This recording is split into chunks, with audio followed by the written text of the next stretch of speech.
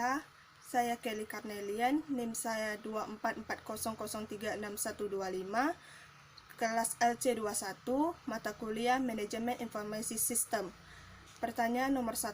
Saat ini perusahaan beralih dari operasi konvensional menuju kepada e-commerce. Anda diminta sebagai Miss Analiti untuk menentukan bisnis model dan model pendapatan yang sesuai dengan perusahaan Anda dan berikan alasannya. Untuk bisnis model internet, menurut saya yaitu market creator bagi industri televisi, di mana market creator ini menyediakan lingkungan digital tempat pembeli dan penjual bertemu secara langsung, mencari produk, memajang produk, atau juga menetapkan harga produk. Market creator ini melayani konsumen B2C dan B2B, atau juga menghasilkan pendapatan dari biaya transaksi juga. Contohnya seperti OLX yang diiklankan di televisi, di mana OLX ini menjualkan barang-barang yang sudah tidak digunakan di aplikasi tersebut. Apabila ada konsumen yang ingin membeli barang dari OLX, mereka juga bisa bertemu secara langsung. Dan untuk model pendapatan bagi perusahaan industri televisi yaitu model pendapatan periklanan, di mana model pendapatan periklanan ini juga menghasilkan pendapatan yang sangat besar dan menarik. Tanpa adanya model pendapatan periklanan ini, kita tidak bisa memasarkan atau memajang produk kita di televisi. Dan keuntungan dari model pendapatan periklanan ini adalah kita bisa menerapkan dan mengelolanya dengan mudah dan cocok juga untuk layanan aplikasi yang disampaikan dengan secara gratis. Kekurangan dari model pendapatan periklanan ini adalah kita harus memastikan pengguna layanan atau aplikasi itu harus banyak, dan pada umumnya tidak bisa kita dapatkan secara gratis atau instan, dan perlu adanya proses yang cukup panjang untuk bisa mendapatkan tambahan tersebut. 2. Jelaskan perusahaan tersebut dapat menggunakan AI untuk meningkatkan kemampuan bersaingnya. Jika perusahaan tersebut belum mengaplikasikan AI, berikan usulan bidang apa yang menggunakan AI dan kemampuan apa yang ditingkatkan. Menurut saya, industri televisi belum mengaplikasikan AI karena industri televisi masih menggunakan sistem dari komputer dan masih dikelola oleh manusia. Dan hanya pada televisi yang sudah mengaplikasikan AI, yaitu contohnya seperti TV OLED LG, di mana TV OLED LG ini sudah mengaplikasikan AI dalam TV-nya, yaitu dari layarnya saja yang sudah berkualitas dan audio dan videonya yang sudah bagus. Dan contoh lainnya itu seperti Instagram, di mana kita tahu bahwa Instagram itu sudah mengaplikasikan AI pada fiturnya tersebut yang sudah dikelola oleh machine learning. Seperti kita ingin memposting sebuah foto di Instagram, dan fitur Instagram ini sudah termasuk dalam proses machine learning. Maka dari itu kita bisa sebut bahwa Instagram ini sudah mengaplikasikan AI dalam fiturnya. 3. Anda diminta membuat diagram dan menjelaskan secara singkat diagram as is business process untuk pemesanan taksi non-online yang melibatkan pelanggan, operator, dan sopir kendaraan.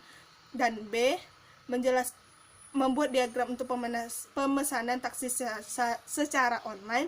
C. Menjelaskan proses yang mana lebih menguntungkan bagi perusahaan taksi. Mengapa?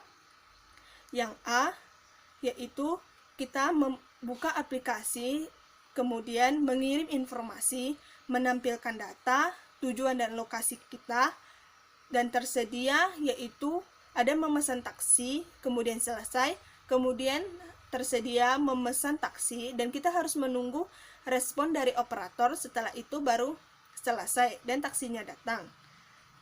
Dan yang selanjutnya, kita memesan taksi non-online atau membuka aplikasi terlebih dahulu, kemudian ada menampilkan data, kemudian ada tujuan dan lokasi, kemudian kita memesan taksinya, dan kita harus menunggu respon dari operator, kemudian kita dapat notifikasi kepada kita, dan kita tunggu proses, kemudian taksi online, kemudian supir kendaraan taksi tersebut datang dan selesai.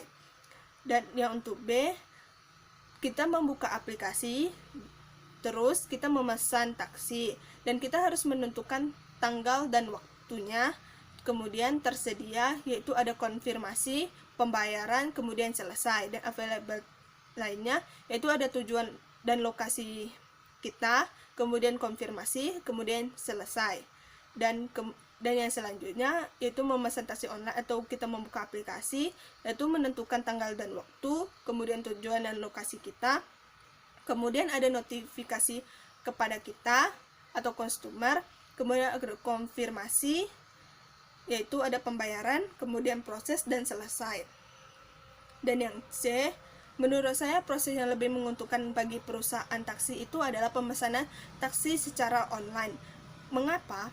Karena pemesanan taksi secara online itu lebih efektif dan lebih cepat daripada yang non-online. Dimana yang taksi online itu kita langsung membuka aplikasi, dan kita langsung memesan dan pilih tujuan lokasi kita, dan kita tujuan dan lokasi kita, kemudian kita konfirmasi, dan kita melakukan pembayaran, di mana pembayarannya itu bisa secara cash ataupun melewati aplikasi. Setelah itu kemudian selesai. Sedangkan yang non online, di mana kita harus membuka aplikasi dan kita harus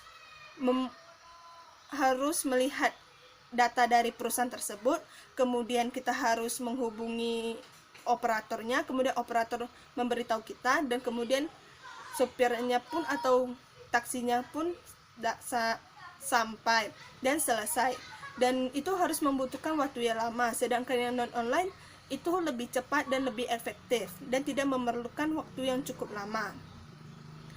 Dan yang selanjutnya, big data dan balance scorecard. Jelaskan bagaimana Anda menganalisis big data yang terdapat di dalam perusahaan Anda. B.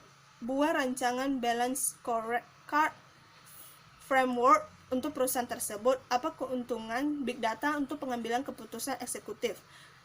Yang A, menurut saya akan menganalisis data yang terdapat dalam perusahaan industri televisi, yaitu menggunakan in-memory analysis, di mana in-memory analysis ini membantu para analisis data bisa mendapatkan sebuah informasi data dengan cepat, dan teknologi in-memory analysis ini juga membantu kita dalam menganalisis sebuah data dengan cepat, dan juga membantu kita dalam membuat algoritma yang baru dan menciptakan model atau rancangan yang baru untuk bisa ditayangkan di industri televisi. Dan in-memory analysis ini juga membantu kita dalam menghapus data analisis yang sudah tidak digunakan atau tidak bagus.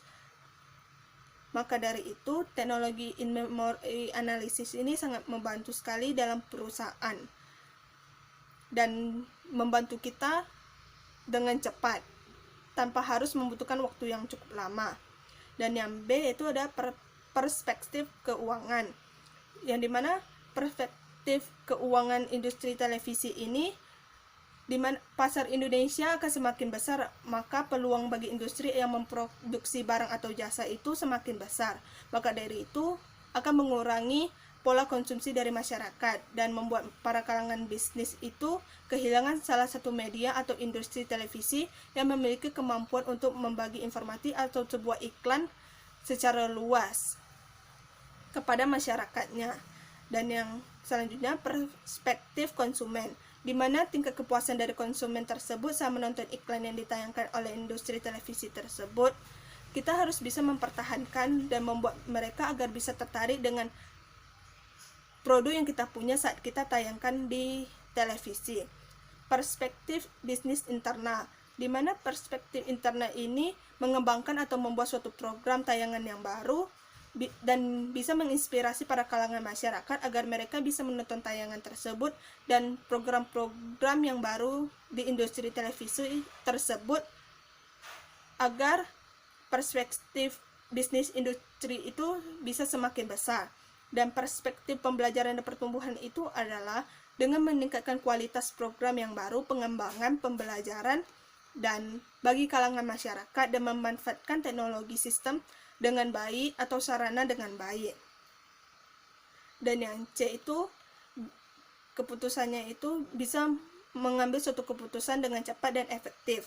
2. Memberikan suatu strategi yang marketing yang lebih bisa meningkatkan suatu perusahaan. 3. Membantu para leader untuk mengetahui siapa pelanggannya dengan baik. 4. Membantu perusahaan dalam mengetahui siapa yang membeli produknya tersebut. Dan yang selanjutnya yaitu Customer Relationship Management. Bagaimana CRM sistem dapat meningkatkan loyalitas pelanggan di perusahaan tersebut.